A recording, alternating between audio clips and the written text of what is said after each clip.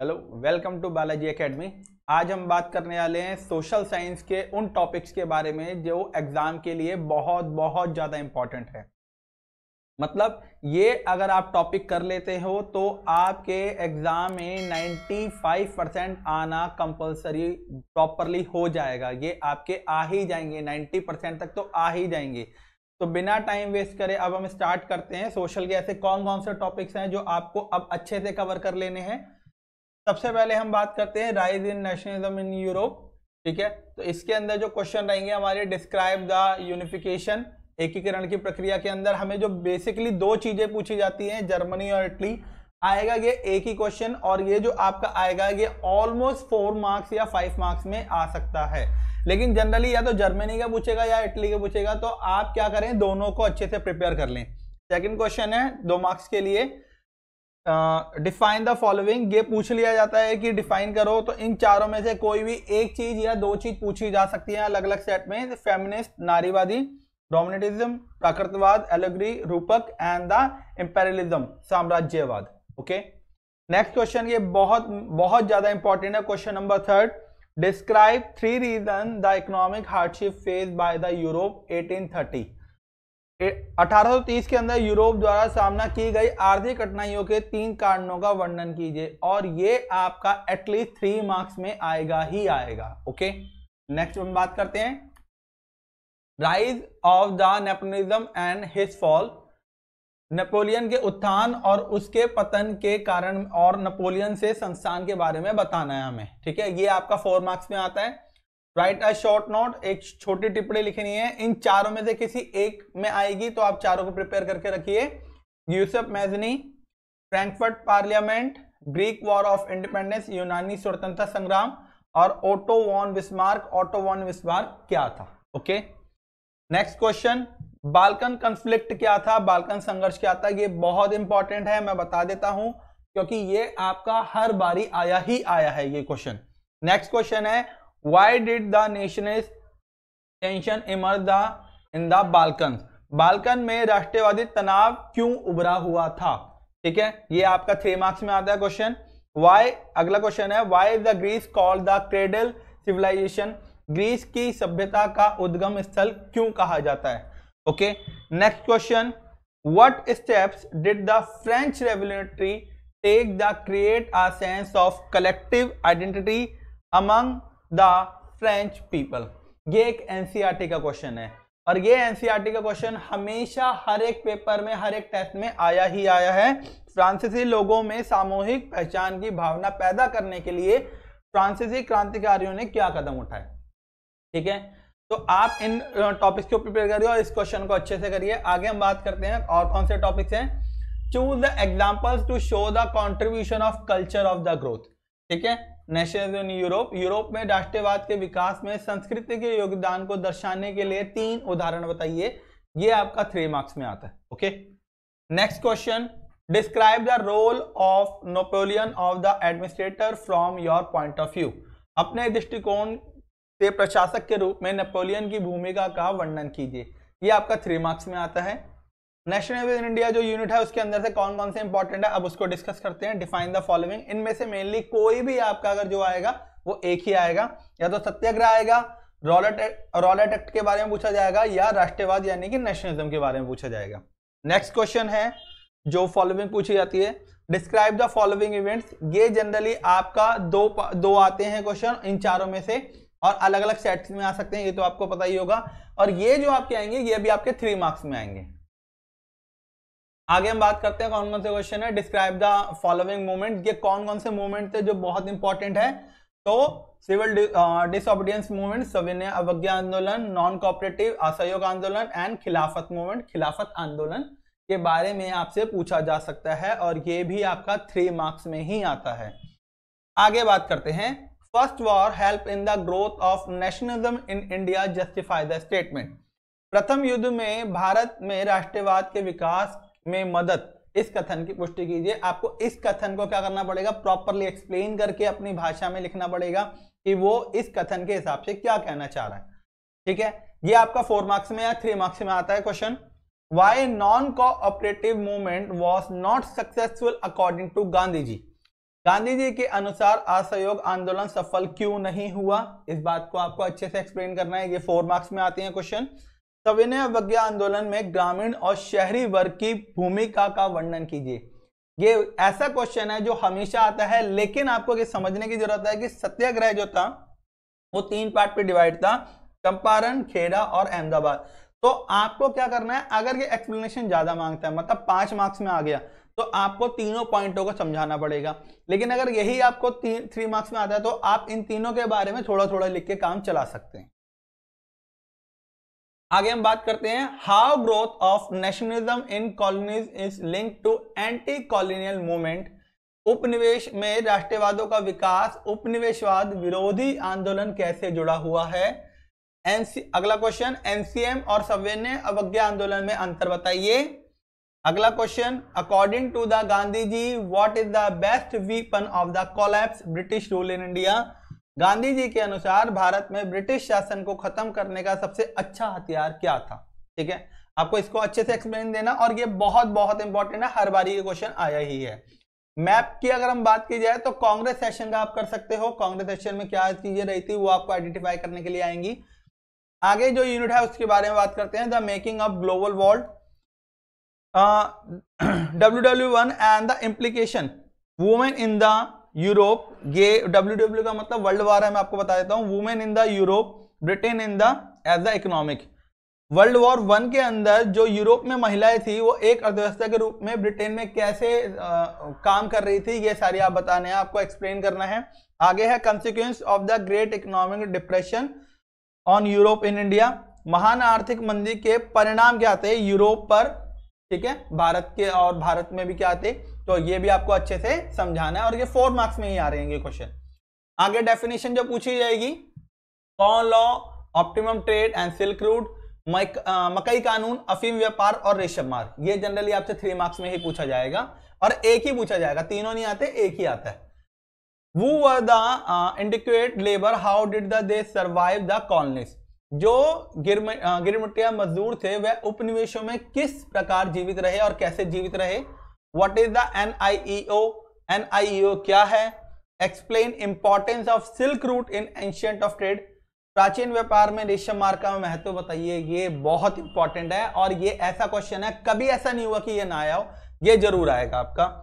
How the global transfer of the disease in the pre-modern world helped the colonization of Americans?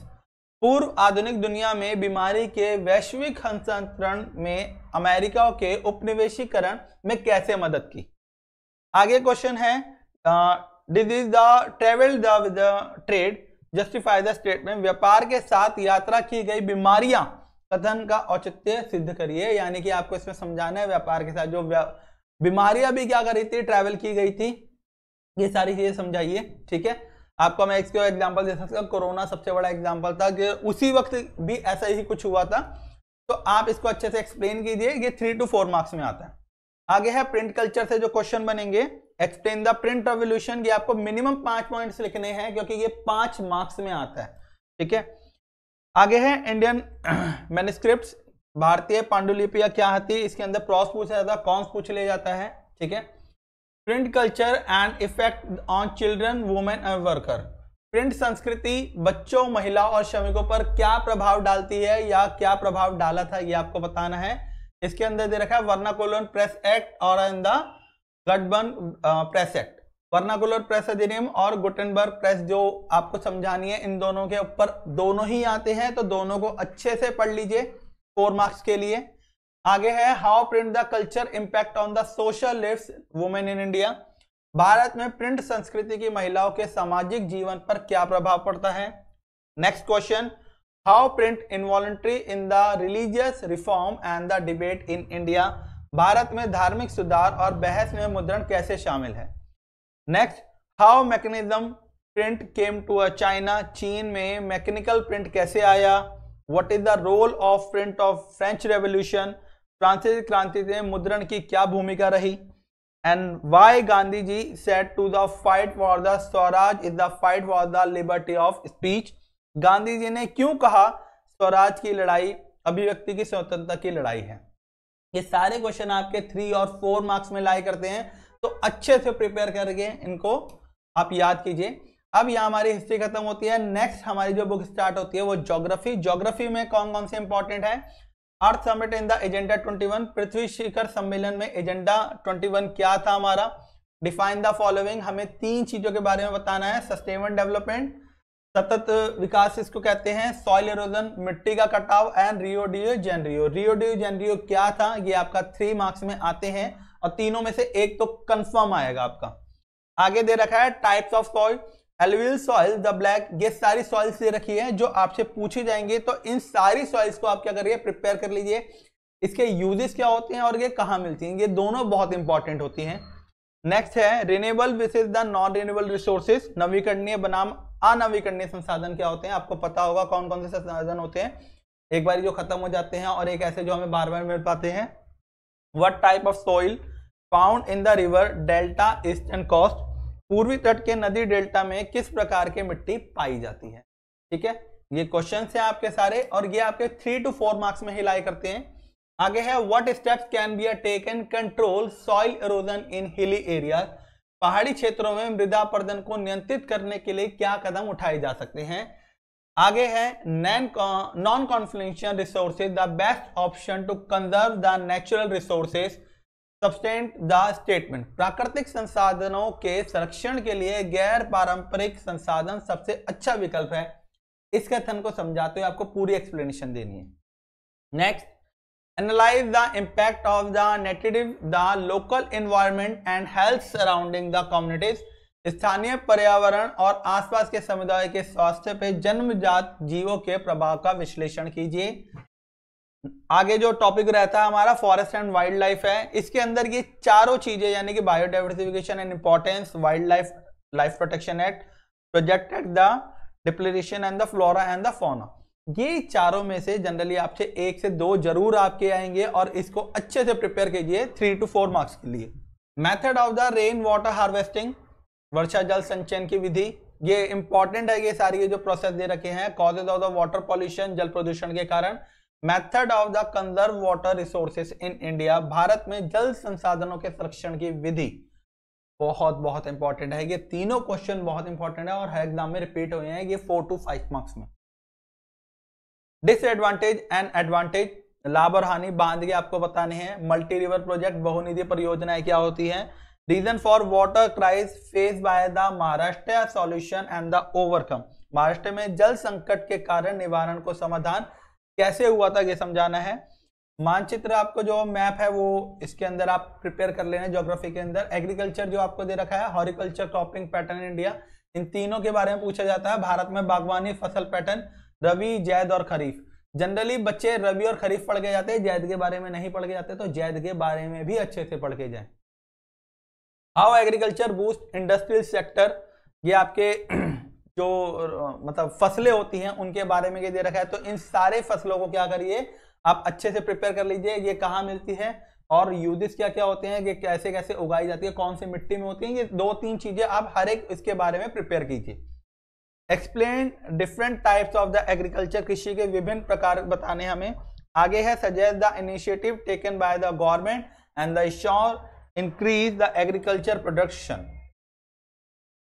Minerals and energy resources, difference between the following, आपको इन के बीच में difference जरूर पूछा जाएगा और ये आपका 3 या 4 मार्क्स में कंफर्म पूछा जाता है। Conventional and non conventional sources of energy, ferrous and the non ferrous minerals and ओस एंड मिनरल्स, ठीक है। ऊर्जा के पारंपरिक और गैर पारंपरिक स्रोत, लौह अलौह या खनिज अयस्क क्या होते हैं, अयस्क व खनिज क्या होते हैं, ये सारी चीजें आपसे पूछी जाएगी। आगे क्वेश्चन जो आते हैं, why do we need the conserve mineral resources, हमें खनिज संसाधनों के संरक्षण की आवश्यकता क्यों होती है। What is the energy minerals, ऊर्जा खनिज क्या है। Explain the distribution of coal in India, भारत में कोयले का वितरण बताइए। अब हम बात करते हैं मैन्युफैक्चरिंग इंडस्ट्रीज, यानी कि इस यूनिट से हमारा क्या क्या इंपॉर्टेंट बनते हैं। How do the industries polluted the environment, उद्योग किस प्रकार से पर्यावरण को प्रदूषित करते हैं। Discuss the steps to be taken the minimise environmental creation of industry, उद्योग द्वारा पर्यावरण निर्माण का न्यूनतम करने के लिए उठाए जाने वाले कदमों पर चर्चा कीजिए। What are the factor determine the location of industry, उद्योग का स्थान कौन से कारक को निर्धारित करता है? What are the basic industry, give some example. बुनियादी उद्योग क्या है और उसके कुछ उदाहरण। और टाइप्स ऑफ इंडस्ट्री में आप ये देख सकते हैं कि कौन कौन सी चीजें पूछी जाती हैं। बेसिक और raw material, mineral, agro based, ये दोनों जरूर लिखनी है। कच्चे माल के बारे में आप लिखे हुए। बेसिक्स ऑफ कैपिटल साइज, पूंजी की मूल बातें, आकार क्या होते हैं, छोटा पैमाना बड़े पैमाना क्या होता है, जरूर लिखना है, तभी आपको अच्छे मार्क्स मिल पाएंगे। आगे डेवलपमेंट के बारे में बात करते हैं कि जो हमारी बुक है डेवलपमेंट की। अब डेवलपमेंट के अंदर जो हम बात करते हैं इकोनॉमिक्स में, वो डेवलपमेंट, पर capita income, average income, HDI, IMR, net attendance ratio, ये हिंदी में दे रखा है, प्रति व्यक्ति आय, औसत आय, एचडीआई, आईएमआर, शुद्ध उपस्थित अनुपात। इनमें से जनरली आपसे 2 मार्क्स में क्वेश्चन पूछ लेता है कि कौन सी डिफाइन आएगी। आगे है explain the development goals of different people, विभिन्न लोगों के लिए विकास लक्ष्यों की क्या व्याख्या है। Define development and the under developing countries, विकासशील और विकास, ये विकसित और विकासशील है देशों की परिभाषित क्या होती है आप बताना है। Why the issue sustainability, the importance of development, विकास के लिए स्थिरता का मुद्दा क्यों महत्वपूर्ण है। Explain the significance of the per capita income, प्रति व्यक्ति आय का महत्व बताइए। In what respect is the criteria use the UNDP measuring the development of different from the one use the World Bank, विकास को मापने के लिए यूएनडीपी द्वारा उपयोग किए गए जाने वाले मानदंड और विश्व बैंक द्वारा उपयोग किए जाने वाले मानदंडों को किस प्रकार भिन्न है। ठीक है, ये आपको अच्छे से एक्सप्लेन कर लेने हैं। आगे सेक्टर्स पूछे जाएंगे इसके अंदर। तो अनएम्प्लॉयमेंट, जीडीपी और सीजनल अनएम्प्लॉयमेंट, बेरोजगारी, सकल घरेलू उत्पाद और मौसमी बेरोजगारी जरूर आती है। Explain different sector of Indian economic, भारतीय अर्थव्यवस्था के विभिन्न क्षेत्रों की व्याख्या कीजिए। Difference between the organise and the unorganise private sector क्या होते हैं, संगठित और गैर संगठित क्षेत्रों के बीच में बताना है। Explain the objective of the MGNREGA 2005, MNREGA 2005 का उद्देश्य बताइए। आगे क्वेश्चन है explain the how the territory sector is the differentiate from the other sector, बताएं कि तृतीय क्षेत्र अन्य क्षेत्रों से कैसे डिफरेंस है। Territory sector is the activity help the development of the primary, secondary and sector, तृतीय क्षेत्र और गतिविधियों के प्राथमिक माध्यमिक के विकास में मदद करती है। आगे है explain why the worker in the unorganised sector need the protection, बताए कि असंगठित क्षेत्रों के श्रमिकों की सुरक्षा आवश्यकता क्यों है। ये आपके सारे क्वेश्चन से जो आपके 4, 5, 6 मार्क्स में और 2 मार्क्स में लाई करते हैं। होपफुली आप अगर इन सब को टॉपिक को अच्छे से प्रिपेयर कर लेते हैं तो आपके 95-90% आना कंफर्म है। ये बात मैं आपको श्योरिटी देता हूं। अगर आप ये सारे आंसर याद कर लीजिए और आज से ही चालू कर दीजिए।